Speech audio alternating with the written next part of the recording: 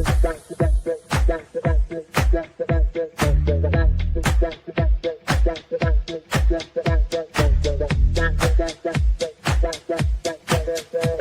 Connections Radio presents this episode of the PR Connections podcast is brought to you by Classy Communications PR and Advertising. Classy Communications provides public relations and marketing solutions for businesses, professionals, and nonprofit organizations. It can deliver the true meaning of your business with press releases, social media marketing, web development, email marketing, book publishing, and much more. Wherever your potential clients are, they can help you connect with them. Visit classycommunications.net to learn more about their suite of services that can help your business stand out from the rest. Classy Communications is your solution for business success. Hello there, and welcome to the Sunday Morning Chat Series with Jesse Oakley III. And this is your host, Jesse Oakley III. Now, the purpose and the premise of the Sunday Morning Chat Series is for yours truly to interview a plethora of positive people that are making big differences in the community, whether they're speakers, authors, writers, entertainers, athletes, anyone that's doing anything in the community. You'll hear from them first right here on the Sunday Morning Chat Series with Jesse Oakley III. And today we have a wonderful episode right for you. As many of you know, I do dabble in the field in becoming an author of Greetings, Happy People, the positive words of wisdom of through the eyes of Mr. I. Actually, I was giving me great joy to actually bring with me another fellow author to the wonderful Sunday Morning Chat Series. And without further delay, please help me welcome author Darren Cools. Hey, Darren, how's it going? Hi, Jesse. I'm doing very well today. Thanks for having me here. All right. And with that being said, are you ready? I'm ready. All right. Without further delay, let's chat. Now, being an author is very interesting, and it is a great goal and accomplishment to actually get that book going. But could you please tell me, how did you get your start in becoming an author? Could you take us to day one? Day one. Well, if I go all the way back to day one, I have to revisit being 9 years old and watching the movie Iron Will, an old Disney movie, with my family, and having a spark go off in my brain and thinking to myself, I want to be an author. Following that movie, I wrote a short story, which of course it's as you would expect a 9-year-old short story to be. It was wonderful. I'm joking. And it's been a very slow, steady progress since then. I took many detours. I got married and I have children. I'm raising teenagers. I do not have an English degree. I have a liberal arts degree and became a graphic designer, but always in the background, I was writing. I joined groups, local groups, and had writing critique groups and developed my craft over time. Oh, fantastic. That's definitely good to hear, that one start. Now, with that one start, we have plenty of people that actually wrote a plethora of books. Now, how many books have you written so far as an author? Well, my debut novel, my first book, is under contract right now. So does that count as one or none? I don't know yet. Let's count it as one, man. Okay. So that is my first book. I also have two other novels that are in progress right now. So I'm writing two others. They're not complete. I do have several short stories that are complete and several children's picture books that are complete, except that the illustrations are not complete yet, but the manuscripts are. So I have a lot of material I'm working on, but this is my first book. All right. Fantastic. Congratulations. Now, I do have another quick question for you is, now you have your author, they have the book, they have the manuscripts that are going. There are so many people that actually go through challenges. Myself, my challenge was 2 words, writer's block. That is one of the main challenges I do face that I was able to overcome. Now, when it comes to creating these wonderful masterpieces that you do have, what was one major challenge that you were able to overcome to actually get to where you are right now? Yes, that is such a good question. I have struggled maybe less from writer's block, but more from a lack of or an inability to pull together a complete story. I tended to always write in vignettes. You know, there would be this brief little scene or this interaction with these characters, and it felt great. But where was my story? Where was the plot? The biggest challenge for me was to figure out how to create an actual book out of some fragments of things that I knew I wanted to talk about. And the funny the funny reality is that to overcome that, I ended up basically taking every single vignette and throwing them all into the same pile and saying, how can all of these pieces be woven into a single story? And when I did that, I started to see that from a certain point of view, I had been trying to write the same thing over and over again from different perspectives using different characters. And once I saw that, I was able to then find the real thread of a book in there and start throwing away the things that didn't really quite fit, and pulling together this thing. But it really did feel like I took all of my ideas and smashed them into one, and then sort of like made them, how do I want to phrase this? Sort of massaged them into a shape that's cohesive, if that makes sense. Ooh, very interesting, very interesting. Now, let's say that you have to do the challenges. Now, there are also some great moments that happen. Now, so far, when your journey right where you are, what's been some of the best moments that you experienced within this journey of becoming an author? Yes. Well, it started with some moments. I'll say a few best moments, not necessarily just one. The early best moments were when I would complete a scene and read back over it and feel the emotion inside of like, wow, that's really working. You know, that feels right. Those words convey what I want them to convey. And honestly, I feel like there's a sense of creativity, or the muse, if you will, that is sort of like bigger than myself. So that when I will sometimes craft a sentence and think, did I really write that? That's a great sentence. So those are some really good moments. Maybe the second most pivotal, beautiful moment, if you will, was when I actually finished my first draft of my first novel, and all the way through to the last word. And I went outside and I sat in the backyard and in the sun. It was the fall and it was beautiful here in Michigan. And I sat in the backyard in the fall sunshine and just kind of let it wash over me that I had finished a book. And then the crowning moment, like the achievement, the moment of moments, was when I got a call from my current publisher, and he said, you know, you're the real deal, and I want to publish your book. And that obviously, I mean, how can you top that? Hey, nothing better than to just actually experience that, and you just hit the nail right on the head, my friend. Woo! I tell you what, you're getting me pumped up, man. Yes, that's right. All right. Yes, it is. Yes, it is. Now, let's say that you're at a book signing.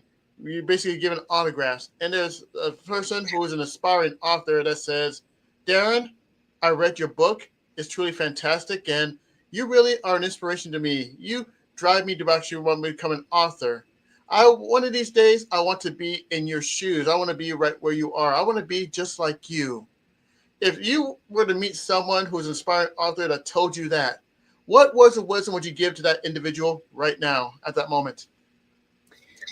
Thank you for that question. And I feel like I have a clear answer, and it's two parts. The first part is, don't be afraid of what you actually want to say. I struggled to write this book for many, many, many years because I was afraid of being judged. I was afraid that people wouldn't like it. I was afraid it wasn't good enough. The seeds of this book, by the way, come from a dream I had when I was 15 years old, and I discovered this dream that I had written down in a notebook. In my 30s, I rediscovered these words that I had written when I was 15.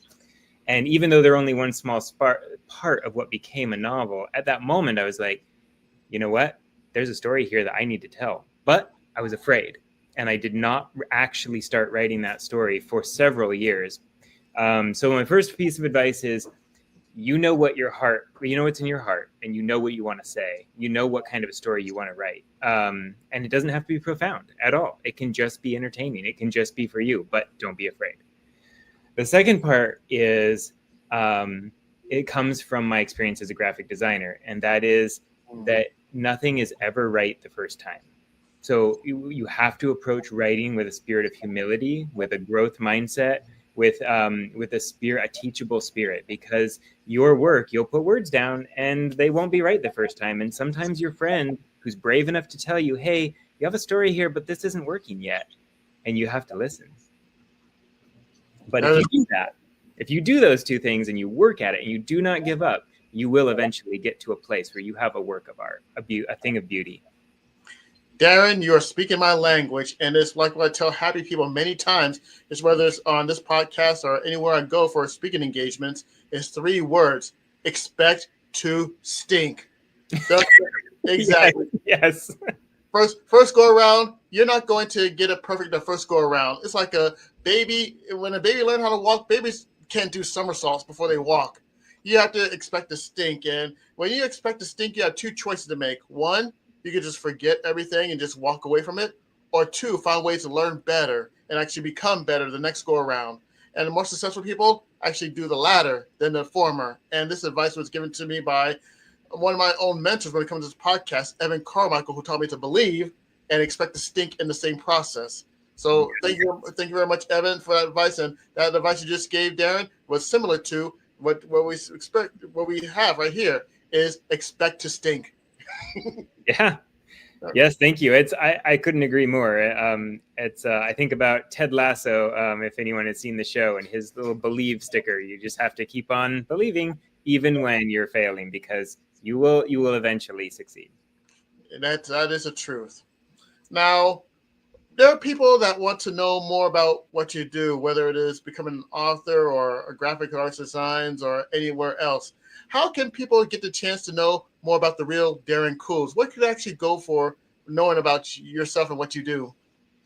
Yeah, thanks for that question. I am online in a variety of places, so I can be found through a personal website, darrencools.com. I also have a LinkedIn account. I have a Blue Sky account. I have an Instagram account, and I also have a newsletter. If anyone is interested, on my website, you can sign up, and you will get all sorts of big reveals. In fact, by the time that this show airs, I will probably have a cover reveal for my book. So you'll be able to see what that might look like. All right. And again, it's darrencools.com. Yes. That is DarrenCools.com. You can get everything from there. All right. darrencools.com. Just check it out. You will not be disappointed, because this man is truly phenomenal in what he does. And I definitely will endorse this man, darrencools.com. Check out the website, Happy People. It's definitely worth it. Thank you. You're welcome. You're welcome, my man. Now, another question I have for you, actually, this portion of it is called the shout out portion. And it gives you a chance to give a shout out to people that made this journey possible for you. If you can give a shout out to as many people as you possibly can, who would you like to give a shout out to?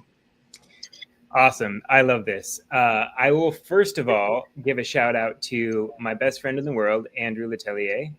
He and I have been writing and sharing for many, many, many, many years. And without his encouragement and excitement around storytelling, this wouldn't exist at all.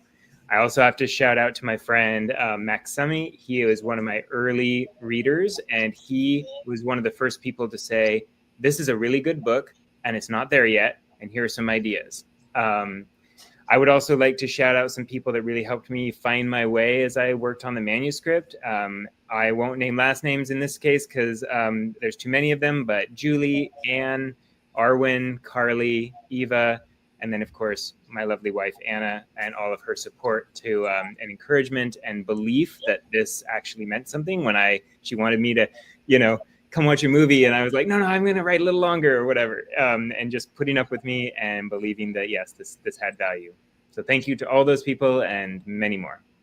All right. And it goes to show you, it takes a group effort to actually help somebody out and actually become where they are right now. And it's like the old shampoo commercial ad. If you don't look good, we don't look good. And if you look good, we look good. So it's all about the team effort and community making a big difference. And thank you for the whole list of shout outs that are there. All right, now, one more question I do have for you. And this question will be addressed to my fans and my people and my crew, and they're called the Happy People. And every time I ask this question, the Happy People are amazed with the wise words of wisdom they take from each end of each episode from the guests I have on this podcast. Now, if you had a chance to give some wise words of wisdom to my people and my crew, the Happy People, what would it be? Well, happy people. I do have a perspective, and here's what I would say. Writing and creativity in general is really hard, really, really hard. I think in particular writing, it can be lonely, it can be isolating. It takes many, many drafts. I've rewritten my manuscript at least 5 times, word by word, from the beginning, from the very first time I completed the manuscript. And I'm still not even done with the line edits. So, okay, so everything's hard, right? But here's the thing. What we do things because of the fire inside. Like, there has to be a fire inside. And when it's burning, like, it doesn't matter how hard it is, you'll do it anyway. And sometimes I think about what I try to do in my own life to make sure that fire stays strong. It could be easy to just turn on Netflix again, or just sleep in that one morning when you could have gotten up and put in some effort. But if you seed in your life all these different moments to keep that fire alive, I do silly things like I drive a car with a manual transmission and shift it manually because I like feeling the extra effort. I pour over coffee instead of using a coffee maker. I get up and go to the gym instead of sleeping in. And these little things like seed and stoke that fire and keep it alive, because I want those flames to rise up and burn so that when the creativity is there, even when it's not sometimes, but I know I need to get the work done, I will sit down and I will keep going. So that's my word, those words of wisdom. Find your fire and stoke it. Keep it going. Make it strong. Ooh, find that fire in Darren Cools. That is a perfect bookend to a wonderful episode on the Sunday Morning Chat Series with Jesse Oakley III. On behalf of all the happy people that are watching this podcast, this episode, I thank you for taking part with the Sunday Morning Chat Series. Darren, thank you very much. Thank you, Jesse. It's been a pleasure. All right, and this concludes this episode of the Sunday Morning Chat Series. For more information, please go to prconnectionsradio.com. But wait, there's more. You can actually go to YouTube and type in PR Connections and actually subscribe to that YouTube channel and see a plethora of positive podcasts that includes the Sunday Morning Chat Series with Jesse Oakley III. But wait, there's also more. Can you believe it? You can actually go to YouTube and type up Sunday Morning Chat Series, click subscribe button, hit the like button, comment, and share the past videos I've done with plethora of positive people that have made big difference in the community. You can see episodes from 2020, 2021, 2024, 2025, and right here in 2026 with all the people that made big difference in the community right here on the YouTube channel for the Sunday Morning Chat Series. On behalf of Darren and myself, I thank you for taking the time to watch this episode of the Sunday Morning Chat Series. Stay tuned for our next episode Sunday morning at 9 a.m. Pacific Standard Time on PR Connections and on the YouTube channel, the Sunday Morning Chat Series. Until next time, you take care of yourselves and have a great day. Bye. PR Connections Radio thanks you for watching this podcast. Check out more episodes of this show and our others at prconnectionsradio.com.